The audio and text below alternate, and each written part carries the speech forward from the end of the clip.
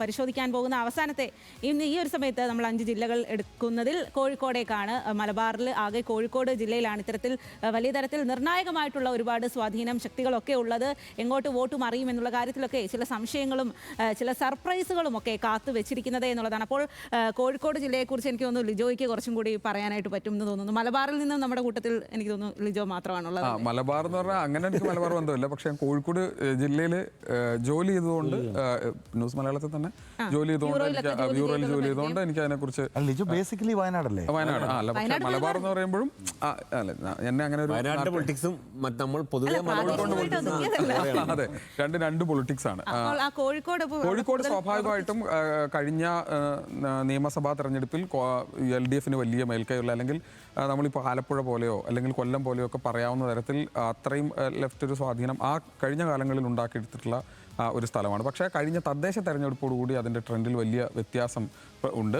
കഴിഞ്ഞ ലോക്സഭാ തെരഞ്ഞെടുപ്പ് മൂലം അത് കാണുന്നുണ്ട്. വടകര അതിന് സ്വാഭാവികമായിട്ട് ഷാഫി പറമ്പിൽ അവിടെ മത്സരിച്ചതിന് ശേഷമുള്ള, അല്ലെങ്കിൽ ആ മത്സരിക്കുന്ന ഘട്ടം മുതൽ അവിടെ ഉണ്ടാകുന്ന മാറ്റം, പ്രത്യേകിച്ച് ആ ബെൽറ്റിലുള്ള വടകര, നാദാപുരം, കുറ്റ്യാടി പോലുള്ള മണ്ഡലങ്ങൾ, അവിടുന്ന് ശേഷം ഇങ്ങോട്ട് തിരിച്ചു കയറുമ്പോൾ ബാലുശ്ശേരി അടക്കമുള്ള മണ്ഡലങ്ങളിലുള്ള മാറ്റം അതൊരു പ്രധാനപ്പെട്ട ഘടകമായിരിക്കും ഇത്തവണ ആ തെരഞ്ഞെടുപ്പിനെ ബാധിക്കും. അതിനുശേഷം തദ്ദേശ തെരഞ്ഞെടുപ്പിൽ ഉണ്ടായിട്ടുള്ള മാറ്റം അതും സ്വാഭാവികമായിട്ടും UDF അനുകൂലമായ തരത്തിലൊരു മാറ്റം അവിടെ ഉണ്ടാക്കിയിട്ടുണ്ട്.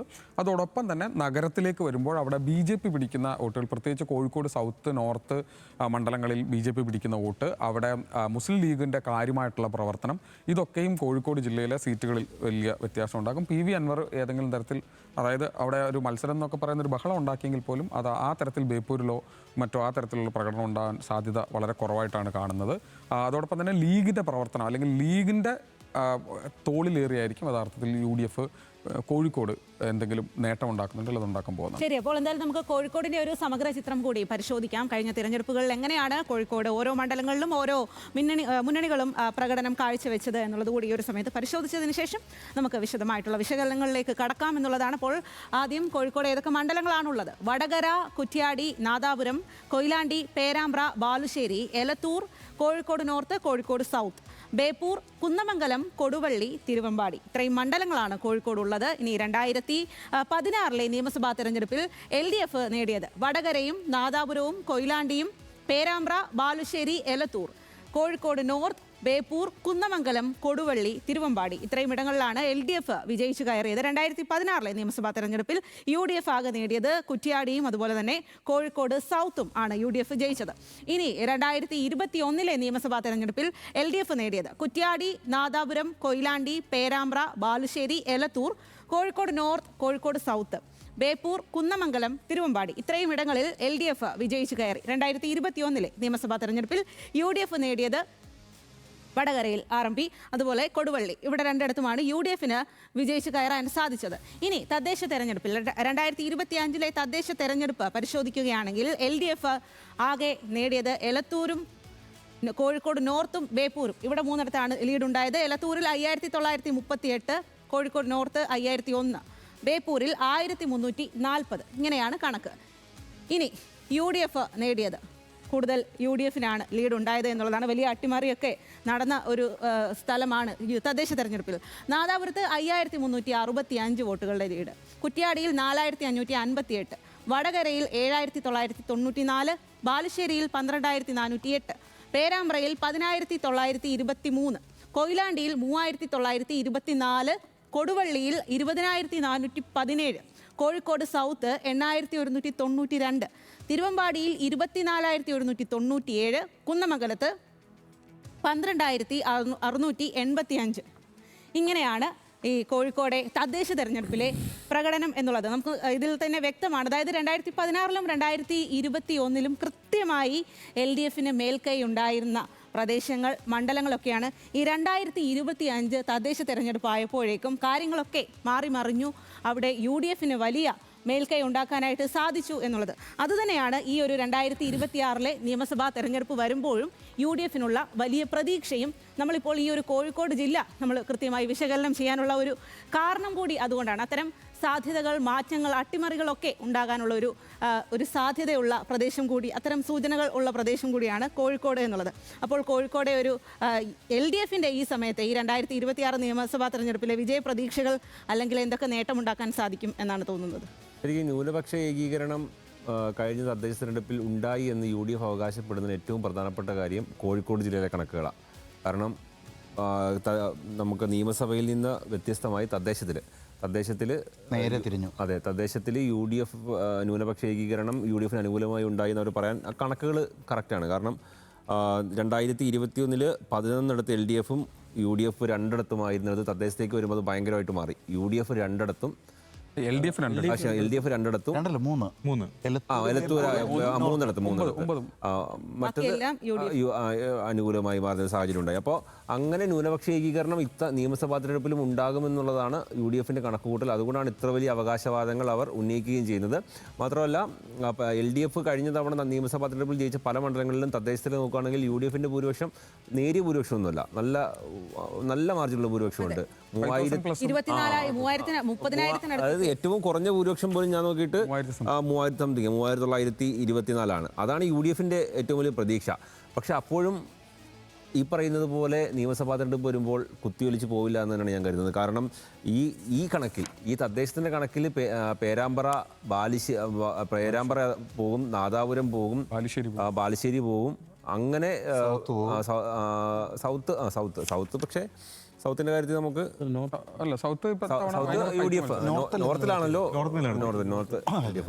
അപ്പോൾ അങ്ങനെയാണ് അവർ കണക്ക് കൂട്ടൽ. പക്ഷേ ഞാൻ പറയുന്നത് ഈ രീതിയിലുള്ള തിരിച്ചടി ഒരിക്കലും കോഴിക്കോട് LDFിന് ഉണ്ടാകാനുള്ള സാഹചര്യം നിലവിലില്ല എന്നുള്ളതാണ്. കാരണം ഈ ന്യൂനപക്ഷ വോട്ടുകളുടെ ഏകീകരണം എന്ന തരത്തിലേക്ക് പൂർണ്ണമായും ഈ നിയമസഭാ തെരഞ്ഞെടുപ്പിൽ ഉണ്ടാകാനുള്ള സാധ്യതയില്ല. അതിൽ തന്നെ ഞാൻ പറയുന്നത് ഈ മുസ്ലിം ന്യൂനപക്ഷങ്ങളുടെ സ്ത്രീ വോട്ടർമാർ അങ്ങനെ പോയി UDF അനുകൂലമായി വോട്ട് ചെയ്യുന്ന സാഹചര്യം ഉണ്ടോ ഇല്ലയോ എന്നുള്ള കാര്യത്തിൽ എനിക്ക് നല്ല സംശയമുണ്ട്.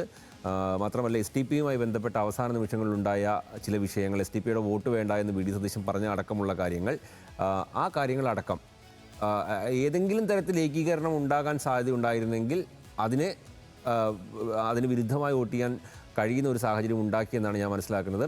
അങ്ങനെയാണെങ്കിൽ ഇതിലൂടെ ആഡ് ഓൺ ചെയ്യാനുള്ളത് AP സമസ്ത വിഭാഗം. അതെ, അത് വോട്ടിംഗ് മാത്രമല്ല, മാത്രമല്ല CPM സ്ഥാനാർത്ഥികൾക്ക്, അതായത് LDFിന് പൂർണ്ണമായിട്ടും അവർ വോട്ട് ചെയ്തോ ഇല്ലയോ എന്നുള്ളത് വേറെ ഒരു ചിലപ്പോൾ ഉണ്ടാവില്ല. പക്ഷേ CPM സ്ഥാനാർത്ഥികൾക്ക് AP സമസ്ത വിഭാഗം കൃത്യമായി വോട്ട് ചെയ്തിട്ടുണ്ട്. അപ്പോഴും ഞാൻ പറയുന്നത് അവർ പൂർണ്ണമായും LDF CPMനൊപ്പം നിൽക്കുന്ന ആളുകളൊന്നുമല്ല. AP സമസ്തയിലും പല രാഷ്ട്രീയ പാർട്ടി ആൾക്കാരുമുണ്ട്. പക്ഷേ ഭൂരിപക്ഷവും വിരുദ്ധത വർക്ക് ചെയ്യിപ്പിക്കാൻ കഴിഞ്ഞിട്ടുണ്ടോ എന്നുള്ളതിനൊരു ഉത്തരവും കൂടിയായിരിക്കും ഇത് എന്നാണ് ഞാൻ പറയുന്നത്. അങ്ങനെ നോക്കുകയാണെങ്കിൽ അവസാന ഘട്ടത്തിൽ ഫിനിഷ് ചെയ്യുമ്പോൾ കഴിഞ്ഞ തവണത്തേക്കാൾ ചെറുതായി പിന്നോട്ട് പോയേക്കാം. പക്ഷേ LDF 8 സീറ്റ് ജയിക്കും. ആൽവിൻ, ഇതിനു മുമ്പ് നമ്മൾ 4 ജില്ലകളും പറഞ്ഞപ്പോൾ ഈ തദ്ദേശ തെരഞ്ഞെടുപ്പിൽ ഉണ്ടായ മേൽക്കൈ അല്ലെങ്കിൽ ആ ഒരു ബലത്തിൻ്റെ പുറത്താണ് വിജയസാധ്യത ഇവർ പറഞ്ഞത്. പക്ഷേ കോഴിക്കോട് വരുമ്പോൾ അവർ പറയുന്നത് അതല്ല, അതിൽ മാറ്റങ്ങൾ ഉണ്ടാവാനുള്ള സാധ്യതയുണ്ട്, ന്യൂനപക്ഷ ഏകീകരണം ഉണ്ടാകില്ല എന്നതടക്കമുള്ള കാരണങ്ങളാണ് ചൂണ്ടിക്കാട്ടുന്നത്. അപ്പോൾ പക്ഷേ ഈ ഒരു തദ്ദേശ തെരഞ്ഞെടുപ്പിൻ്റെ കണക്കുകൾ കൂടി വെച്ച് നോക്കുമ്പോൾ UDFിൻ്റെ ഒരു പ്രതീക്ഷ എത്രമാത്രമാണ്? UDF ഞാൻ മുമ്പ് സൂചിപ്പിച്ചതുപോലെ ഏറ്റവും പ്രതീക്ഷ ഇത്തവണ മുന്നോട്ട് വരുമെന്ന് പ്രതീക്ഷിക്കുന്ന ഒരു ജില്ല കോഴിക്കോടാണ്.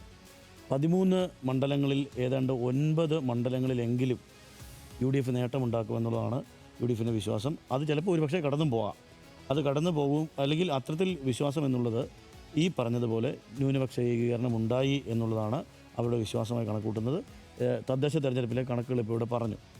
ആദ്യത്തെ പ്രധാനപ്പെട്ട സാധ്യതകൾ അവർ കൽപ്പിക്കുന്ന 2 മണ്ഡലങ്ങൾ. ആൽവിന് ഇതിലൂടെ ഒരു കാര്യം കൂടെ ആൽവിന് ആഡ് ഓൺ ചെയ്യാൻ ഒരു കാര്യം, കേരളത്തിൽ ഇത്തവണത്തെ നിയമസഭാ തെരഞ്ഞെടുപ്പിൽ ഇത്രത്തോളം സവിശേഷ സാഹചര്യമായിട്ടുള്ള വേറൊരു ജില്ലയില്ല UDFിന് അനുകൂലമായി. അല്ലെങ്കിൽ ഇതുവരെ ഇല്ല, എറണാകുളം ഉണ്ട്, പക്ഷേ ഇതുവരെ ഇല്ലാതിരുന്ന ഇത്രയും സവിശേഷ സാഹചര്യമുള്ള അനുകൂല സാഹചര്യം ജില്ലാ പഞ്ചായത്തും, അതായത്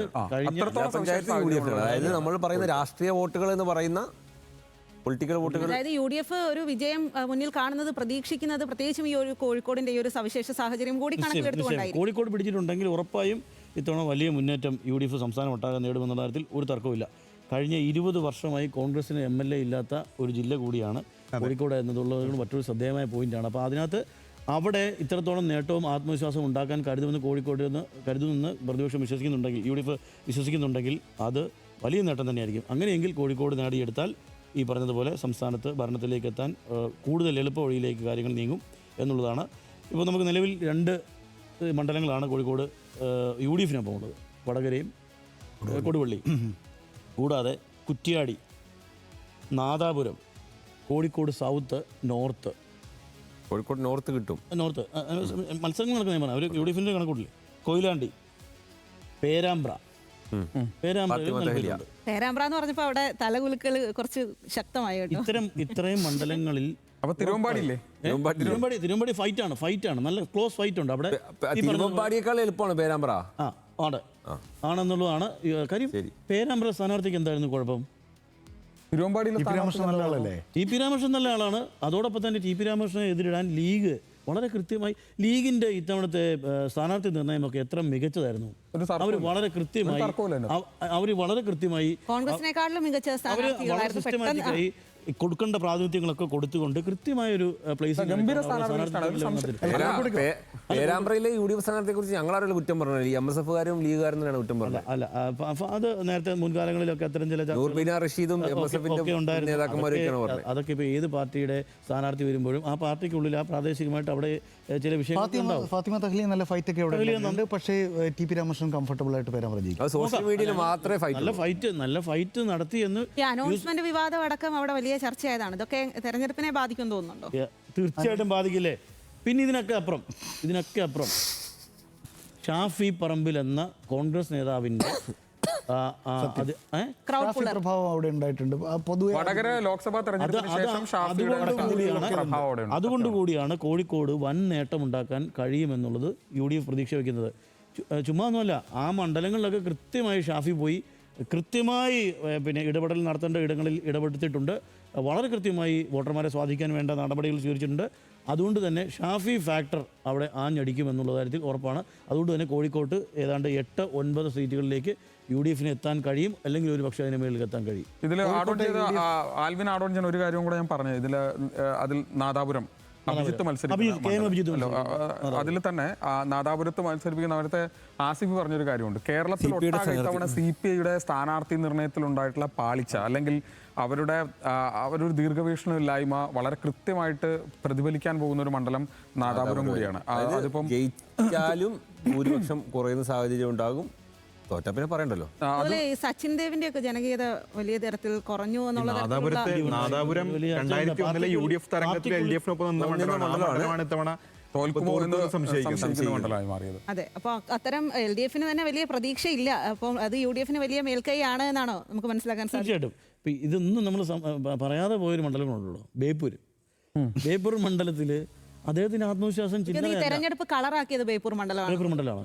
ബേപ്പൂർ മണ്ഡലത്തിൽ വെള്ളാപ്പള്ളി നടേശനെ കുറിച്ച് പറയുന്നല്ലോ, വാ പോയ കോടാലി എന്ന് പറയുന്ന പോലെ എന്തും പറയാം. അല്ല, സ്ഥാനാർത്ഥി ഉണ്ടാകുമ്പോൾ സ്വാഭാവികമായിട്ടും ഇതിനു മുമ്പ് ഇത്ര ആത്മവിശ്വാസം അൻവർ പലപ്പോഴും ഞാൻ മുമ്പ് പറഞ്ഞിരുന്ന പോലെ അദ്ദേഹം അവതരിപ്പിക്കുന്ന കാര്യങ്ങൾ വളരെ കൃത്യമായി ഭയങ്കര അതിശക്തമായി അവതരിപ്പിക്കാൻ അദ്ദേഹത്തിന് കഴിയും. പക്ഷേ അദ്ദേഹം ഇത്തവണ വലിയ ആത്മവിശ്വാസത്തിലാണ്. നിലമ്പൂരിന്റെ അത്ര ചില്ലറ വോട്ടുകൾക്കെങ്കിലും അവിടെ വിജയിച്ച് കയറാൻ സാധിക്കും എന്നുള്ളതാണ് PV അൻവറിന്റെ കണക്കുകൂട്ടൽ. PV അൻവർ അവിടെ ജയിക്കുന്ന ബേപ്പൂര് ഉറപ്പായിട്ടും അത് LDF മണ്ഡലമാണ്. ഞാൻ പറയുന്നത് ബേപ്പൂർ ജയിക്കുമെങ്കിൽ നിങ്ങൾ 100+ കൂട്ടിക്കോ. അല്ല, ബേപ്പൂർ ജയിക്കുമെങ്കിൽ 100+ ഉറപ്പായിട്ടും കൂട്ടിക്കോ. തദ്ദേശ തെരഞ്ഞെടുപ്പിൽ ബേപ്പൂർ ജയിക്കുമെങ്കിൽ UDF 100+ ഉറപ്പായിട്ടും കൂട്ടിക്കോ. തദ്ദേശ തെരഞ്ഞെടുപ്പിൽ അപൂർവമായിട്ട് അവിടെ കിട്ടിയ 3 മണ്ഡലങ്ങളിൽ ഒന്നാ. മാത്രമല്ല, രാഷ്ട്രീയ നൈതികത എന്ന് പറയുന്നത് അയലത്തുകൂടി പോലും പോയിട്ടില്ലാത്ത ഒരു മനുഷ്യനാണെന്ന് പലവട്ടം തെളിയിച്ച ആള്, എല്ലാ വർഷവും പാർട്ടി മാറുന്ന ആൾ, ഏറ്റവും അവസാനം പറഞ്ഞ കാര്യത്തിൽ പോലും എന്താ, എനിക്ക് കമ്മലിടാം, അങ്ങേർക്ക് കമ്മലിടേണ്ട കാര്യമില്ലല്ലോ.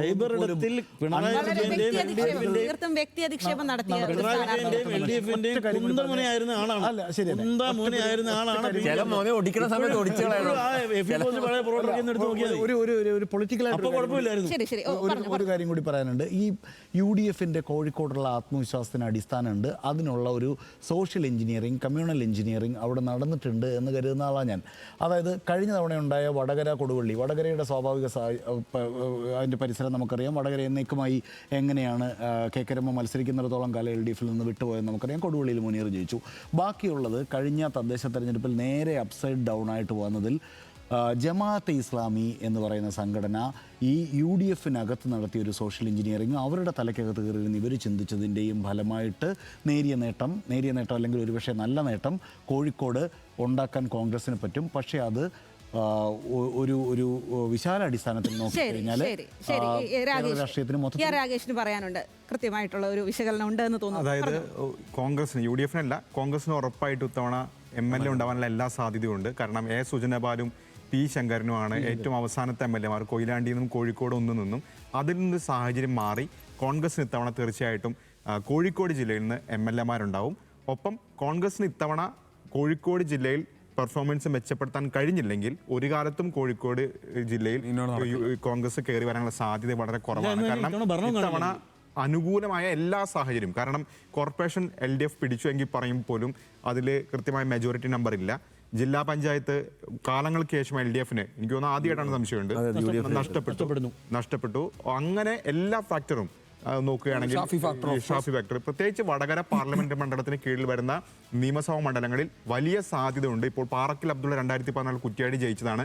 കഴിഞ്ഞ തവണ തോൽക്കുന്നത് ഏതാണ് 500-ൽ താഴെ വോട്ടുകൾക്കാണ്. കുറ്റ്യാടി വലിയ വിജയപ്രതീക്ഷ ഇത്തവണയും UDF പുലർത്തുന്നുണ്ട്. പേരാമ്പ്ര UDF ക്യാമ്പ് വലിയ ആത്മവിശ്വാസം പ്രകടിപ്പിക്കുന്നു. പക്ഷേ LDF ജയിക്കുന്ന LDF ഉറച്ചു വിശ്വസിക്കുന്ന മണ്ഡലമാണ്. വടകരയിൽ ഒപ്പം അത് സമാനമായ സാഹചര്യം, നാദാപുരത്ത് സമാനമായ സാഹചര്യം.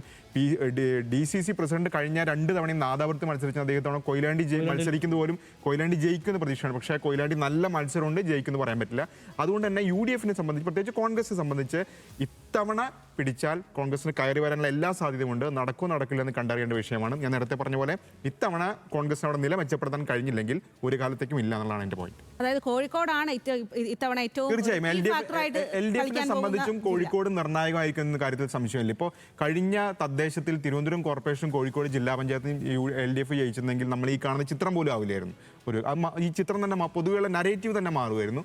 അതുകൊണ്ട് തന്നെ കോഴിക്കോട് ജില്ലയിൽ ഭരണം നിശ്ചയിക്കുന്നത് തീർച്ചയായിട്ടും നിർണായക ഫാക്ടറായിരിക്കും. ശരി. അപ്പോൾ നമുക്ക് നമ്മുടെ സമയം ഏകദേശം അവസാനിക്കാനായിരിക്കുകയാണ്. അപ്പോൾ നമ്മൾ കഴിഞ്ഞ 2 മണിക്കൂറായിട്ട് പ്രധാനപ്പെട്ട 5 ജില്ലകൾ ഈ ഒരു തെരഞ്ഞെടുപ്പിൽ നിർണായകമാകുന്ന, ഈ പറഞ്ഞതുപോലെ കീ ഫാക്ടർ ആകാൻ സാധ്യതയുള്ള 5 ജില്ലകളിലെ ഓരോ മണ്ഡലങ്ങളിലെയും ഇഴകീറി പരിശോധിക്കുകയായിരുന്നു നമ്മൾ. ഈ ഒരു തെരഞ്ഞെടുപ്പ്, ഈ ഒരു വിജ്ഞാപനം വന്നത് മുതൽ നമ്മളുടെ ഈ വോട്ടും കട്ടനും എന്നുള്ള പരിപാടിയിൽ അത്തരത്തിൽ നമ്മൾ ഓരോ ജില്ലകളും ഓരോരോ സവിശേഷമായിട്ടുള്ള സാഹചര്യങ്ങളുമൊക്കെ കൃത്യമായിട്ട് പരിശോധിക്കുകയും വിശകലനം ചെയ്യുകയും ഒക്കെ ചെയ്തു. ഇനിയിപ്പോൾ ഈ വിശകലനങ്ങളുടെയും പരിശോധനകളുടെയും ഒന്നും സമയം ബാക്കിയില്ല എന്നുള്ളതാണ്. മണിക്കൂറുകൾ മാത്രം ശേഷിക്കെ എന്താണ് വോട്ട് പെട്ടിയിലുള്ളത് എന്നുള്ളത് അറിയാനുള്ള സമയം ഈ നാളെ ഈ സമയമാകുമ്പോഴേക്കും ആരാകും അടുത്ത 5 വർഷത്തേക്ക് കേരളം ഭരിക്കുക എന്നുള്ള കാര്യത്തിൽ ഏകദേശം തീരുമാനമാകും എന്നുള്ളത് കൂടിയുണ്ട്. അപ്പോൾ ഈ ഒരു സമയത്ത് എന്തായാലും വളരെയധികം നന്ദി രാകേഷ്, ലിജോ, ആസിഫ്, സുജിത്, ആൽവിൻ. അപ്പോൾ നാളെ നമുക്ക് ബാക്കി തെരഞ്ഞെടുപ്പ് ഫലം വരുമ്പോൾ അറിയാം. ഇതിനൊക്കെ മറുപടിയും പ്രത്യാരോപണങ്ങൾ അങ്ങോട്ടും ഇങ്ങോട്ടുമുള്ള വാഗ്വാദങ്ങളൊക്കെ നാളെ ഇനി വീണ്ടും നമുക്ക് നേരിട്ടും അല്ലാതെയൊക്കെ തുടരാം. അപ്പോൾ എന്തായാലും ഇന്നത്തെ ഈ ഒരു പ്രത്യേക പരിപാടി, ഈ എപ്പിസോഡ് ഇവിടെ തീരുകയാണ്. നമസ്കാരം.